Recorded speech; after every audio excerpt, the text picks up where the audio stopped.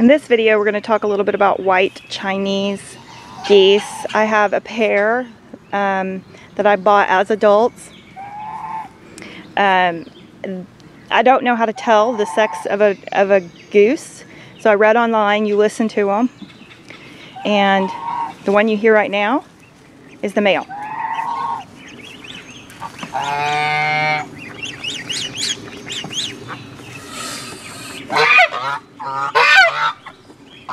So this one is the male. He has a larger horn and he makes a much higher pitched noise. The females have a very low pitch single noise. Let's see if I can get her to make noise at me. She's hissing.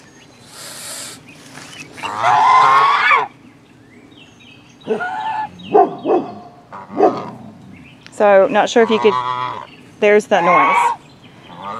It's a very single note response. They do tend to be a little bit smaller. This is not a very large male, so he's very young and he still has some growing to do. The 4 young that we have are only 4 weeks old. You can see they're starting to get some of their feather development, and they're really nice and large for 4 weeks. They, I hatched them out of the incubator. It took anywhere from 28 to 31 days. I did have to help them because it was my first hatch. I had over 20 eggs. I wasn't sure if they were all fertile or not, even though I candled them due to my inexperience. But what happened is we had more female geese. They started all laying together and we had so many eggs. Now this is a nest where we're down to 1 female goose, and she actually has started this nest where she sits on it sometimes. So there is 3, 4, 5, 6, 10 eggs. Oh, 11. And I come out here and check them. I will probably take these up. In fact, I know I will. As soon as my incubator is open, I have some chicks in it right now that should be done any day. And basically, the reason I'm doing that, oh, hello. The reason I'm doing it is they're not really good broody hens. As you can see, she's off, and she'll sit on it from time to time for a few hours at a time, but not consistently. She does cover it up nice, but according to the books, Chinese geese are not good broodies. And this one's very young, so as she gets older, she may do a really good job. So let's go back to these 4 guys.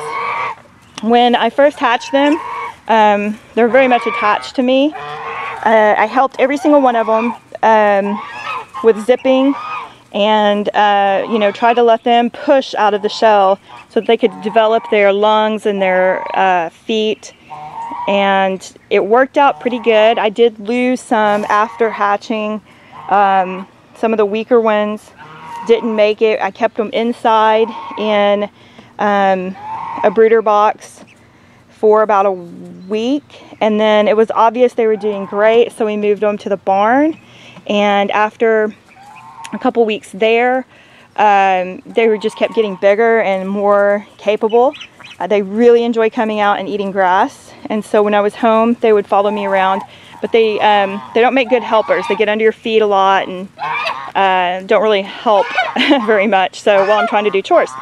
So I put them out here just with some cover here of a little dog run, and we had some panels that we put across to keep them in this area for several days, not more than a week, and I gave them their own little pool, and they were perfectly fine. So the mom and dad accoladed to them and really did want to be part of them, and they do not like me interfering, and they have taken over very well, taking care of them, making sure that they're staying away from harm.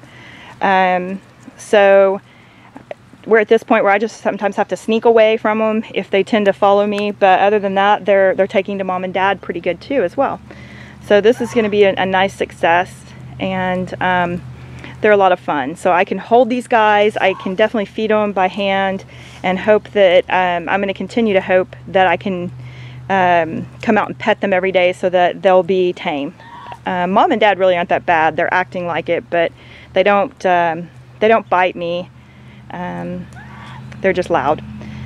So this is a Chinese goose, the white breed. There are brown breeds as well, and I've enjoyed them. I really don't like geese in general, but to be honest, they're fun to watch, and they kind of crack me up too. So we get along okay.